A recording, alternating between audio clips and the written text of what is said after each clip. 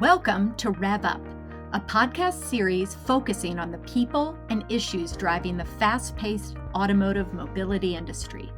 With a view on the future of mobility, the discussions on Rev Up will offer insights on the realistic and the futuristic in this evolving industry.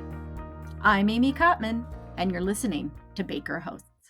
On today's episode of Rev Up, our host, Ashley Hess, a partner and co-leader of BakerHostetler's automotive mobility industry team, is discussing artificial intelligence and questions business owners, CEOs, and managers should have top of mind as artificial intelligence improves and drives the fourth industrial revolution. Ashley is joined by BakerHostetler partner, Theresa Weisenberger, co-leader of BakerHostetler's artificial intelligence or AI practice. Let's listen to Rev Up, where the rubber meets the law. Welcome to Rev Up, our podcast focusing on the automotive and mobility industry. My guest today is Theresa Weisenberger, a partner at BakerHostetler who co-leads BakerHostetler's artificial intelligence team and is the co-lead of BakerHostetler's IP and technology, transactions, and outsourcing team. Today, Theresa and I kick off a conversation about artificial intelligence. Artificial intelligence is one of the buzzwords of the day, and there is no doubt the use cases for AI are abundant and the potential is very exciting. As is often the case with technology, it's important to understand the difference between the hype versus the reality. What's real and what's not, and that's where we start. Theresa is quick to point out that most of us are already using AI in our lives and have been. If you have a manufacturing business, you have artificial intelligence built into much of the equipment you use and probably interact with AI technology on a daily basis. Theresa and I talk about topics that should be top of mind for business owners and CEOs. Does your organization have a policy for using AI technologies? Do you need one? Are there risks to using AI in the workplace that create dangers to your business? If so, how do you mitigate that risk? Most importantly, Theresa notes that the time to have a plan of action for using artificial intelligence is now. For business owners and CEOs, they should consider the approach to AI like the game of hide and seek that we played as children. There is a time for planning and thoughtful preparation. Then, ready or not, here AI comes. Let's get started with Rev Up, where the rubber meets the law. Theresa, welcome and thank you for being my guest. Thank you for having me. Yeah, I've asked you to be on the show a few times over the last few months. I know you've been very busy, but I am excited to have you. Why don't you start by just introducing yourself and telling our listeners a little more about your background and your practice? Sure. So I have a background in electrical engineering and robotics, and I started off my legal practice as a patent attorney. Now my practice has shifted over the years. I'm a partner at BakerHostetler in our Atlanta office, and I co-lead our IP and tech transactions group, and I also co-lead our cross-practice AI group. So a lot of my focus today is on helping clients figure out strategy around building or using AI technology, and then actually helping them implement the legal framework to do that. So I have to ask, when you were studying robotics in college, did you ever think that this would be your job one day? Absolutely not. Now, in case the EE degree didn't already give it away, I was already a nerd back then.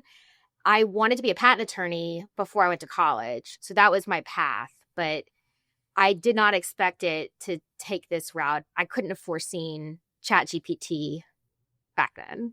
Yeah, I can only imagine. I will tell you, I'm sure your children think that your job is much cooler than mine is when you tell them that you do work in the AI area and anything robotics. That's always more exciting than when my children just have to listen to me talk about the fact that I negotiate contracts all day. That is true. So this is actually a good area to start with. And I know this is an important topic. It's a topic that everyone is dealing with.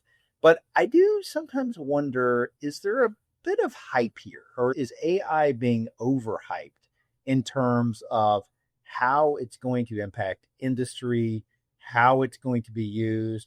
Certainly it can be overhyped in terms of Are robots and machines going to displace humans and it's going to drive unemployment, etc.? But maybe we start there and I just ask you, what's real and what's not in this area? It's a good question. I do think that, especially 2 years ago, the way we talked about AI was really disconnected from the reality of the capabilities of its technology. So when ChatGPT came on the market and everybody started talking about AI that wasn't already talking about it, it was messaged as the solution to all of our problems. That this technology was incredibly powerful and incredibly sophisticated, and we could use it in every possible application there is. I hope that will be true eventually. I don't think that's where the technology is right now. And the employment question is a good one. We have gone back and forth in different industries, see AI either as a boon or a threat. We have gone back and forth on what that looks like. And the best analogy I can come up with is just when you look at like other like giant leaps in technology, the way manufacturing changed so much and simplified it, people got different types of jobs, right? There were new opportunities available when we started having more efficient manufacturing processes. And I think that's going to be true here. I think it will probably change a lot of people's jobs, but hopefully also create more opportunities. Yeah. So is this another of the whip and buggy moments in the automotive industry? I definitely think that's the case. Okay. It's funny. So I live in Georgia, and there's a small town here, Barnesville, that they bet against the Model T back in the day, and they put all their emphasis, all their focus on the wagons. That didn't pay off for them. So I do think that's where we are now. And I think that the automotive industry does recognize that we can't just ignore this technology, that if we do, we're going to be left behind. But the real trick is trying to figure out how and when do we adopt that technology. Yeah. So as we dive in here, we've used the buzzwords artificial intelligence and AI, but maybe we take a few minutes here at the beginning and talk to the listeners a little bit about what it is that we are referring to, what artificial intelligence means, and you just distill down in simple terms what it is that artificial intelligence actually is in terms of the data and how it's utilized. That's a good question. So artificial intelligence technology is older than I am. It's just that the level of sophistication has changed over the years. So when people talk about artificial intelligence, it's not always clear what type of technology they're talking about. When we start talking a little bit later about contracting issues, this does become a very important point. But just from talking about it in common parlance, AI breaks down into a few different subsets. With machine learning technology is a subset of AI. And the basic definition of the machine learning is that you have an algorithm or some type of process that, as it continues to work, adapts based on feedback that it's getting in some form or fashion. I think so. A good example of machine learning is like in the data analytics space. We are looking at analyzing data and reaching some type of conclusion based off of that data. The next step of AI technology is predictive analytics. And that's where, based on the data that you have and the way the AI technology works, you can predict future activity based off of past data. And that becomes useful in a lot of contexts for the automotive industry, like predictive maintenance. Then you get into automated decision making. They could help make processes more efficient. We talk about this a lot in the context of talent and recruiting. Automated decision making can be used to help filter resumes or identify candidates. There are regulatory issues with that, but from a technology perspective, that's one application. And then you get into the generative AI. And a lot of times these days when people talk about AI, what they're really referring to is generative AI. And this is where, in response to some type of prompt, the tool is designed to actually create new content. So instead of analyzing existing content or making a decision based on existing content, the goal is actually, through pattern recognition and the consumption of a ton of content, that the generative AI tool, quote unquote, learns how to make new text or new images based off of the prompts that it's getting from the end user. Yeah. And I think you're right. I think Gen AI has been the real spark here. It's exciting. We hear about different uses and test cases for it as a real game changer. And I agree with you. I think that's what people really think of. And so if we dive into that area, let's talk a little bit about what is driving the generative AI movement. Like, why has there been this large step over the last couple of years in this particular area? It's a good question. I think I would go back to just the rhetoric around ChatGPT when it was first launched to the public. So then the public had some type of language they could use to talk about AI. And it's a lot more interesting for people to talk about the possibilities that come with creating new content versus data analytics, which doesn't tend to be a hot topic among the general public. Yeah. And I think with that, you also saw a lot of investment from a lot of the big tech companies who had recognized, obviously, before that, the possibilities of this technology. And I do think it just hit this crescendo around 2022, 2023, and has just continued to build. Yeah. And just briefly, again, as more background for the listener, what is a large language model? What does that mean?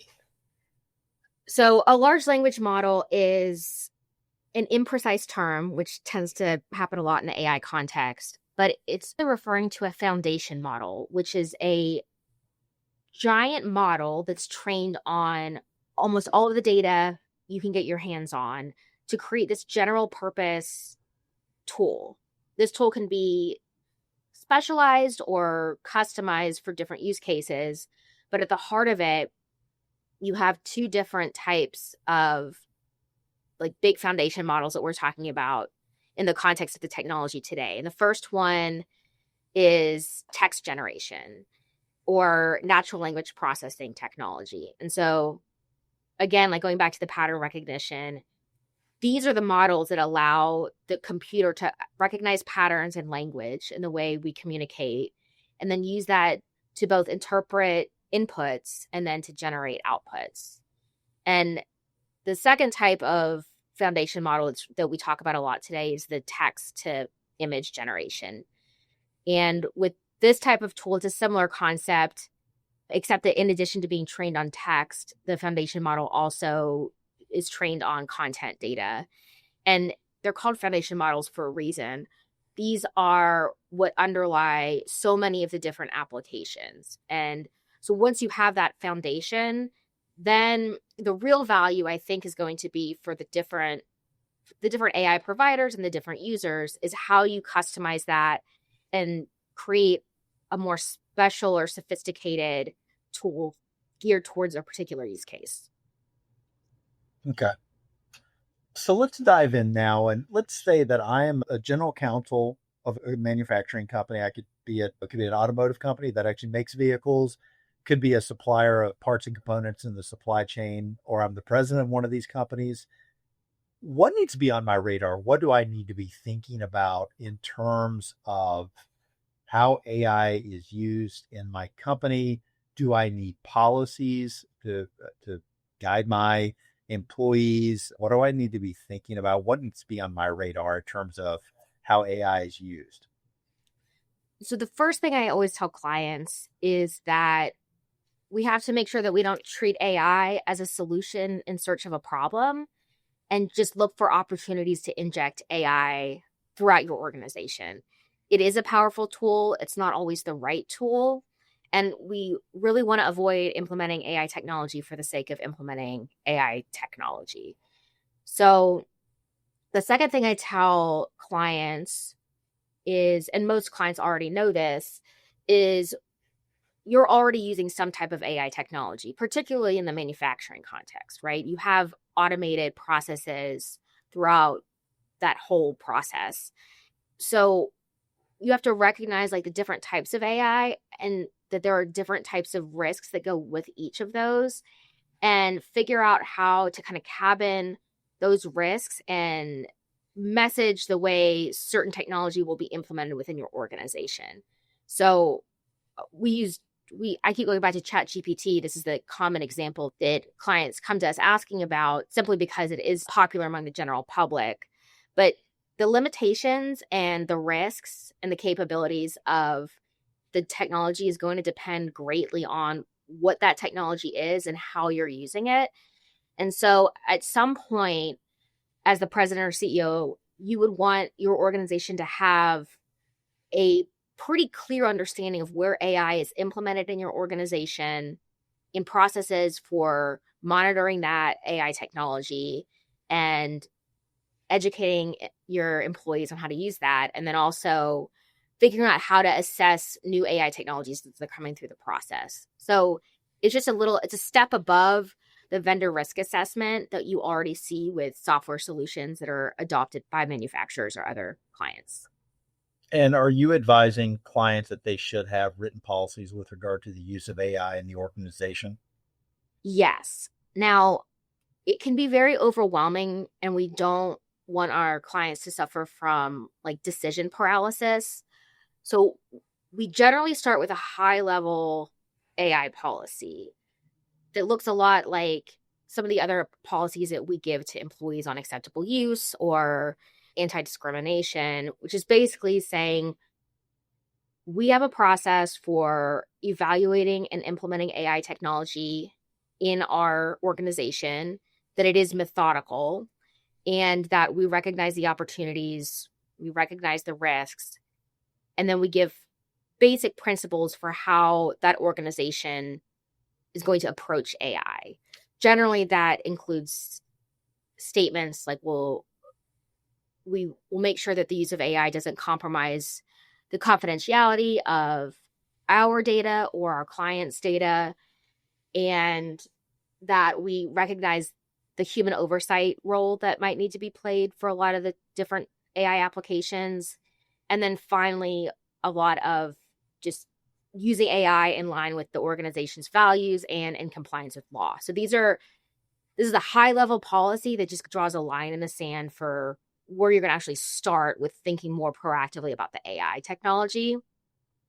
The next step is that we talk to the organization about setting up some type of AI steering committee or AI oversight committee that is tasked with actually monitoring and approving AI technology and AI use cases. Depending on the size of the organization, depending on how much bandwidth you have, that committee can have a variety of different members on it.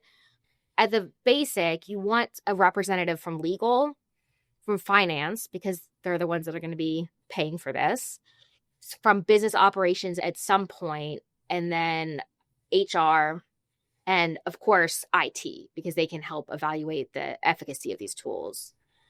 When you have a larger organization, you can actually include different subject matter experts within those subsets. So there will never be what we call an AI attorney. Nobody practices AI law. It's a new use case that intersects with all of the different areas of law. So it's important to have feedback from your labor and employment attorneys, for example, if you're using it in the HR context, and from your IP attorneys and data security, because it's going to affect the operations differently depending on the use cases. And you need people with that subject matter expertise to recognize the issues that are going to come up. That I, as an IP attorney, am not the best suited to identify employment risks that come with using AI technology. All right, Theresa, let's pause the discussion here and pick this up next month with some of the issues you're seeing in practice, as well as best practices for handling those issues. Thanks for being here. Thank you for having me, and I'll be happy to come back. Thank you, Ashley and Theresa. If you have any questions for Ashley or Theresa, their contact information is in the show notes. As always, thanks for listening to Baker Hosts. Comments heard on Baker Hosts are for informational purposes and should not be construed as legal advice regarding any specific facts or circumstances. Listeners should not act upon the information provided on Baker Hosts without first consulting with a lawyer directly. The opinions expressed on Baker Hosts are those of participants appearing on the program and do not necessarily reflect those of the firm. For more information about our practices and experience, please visit bakerlaw.com.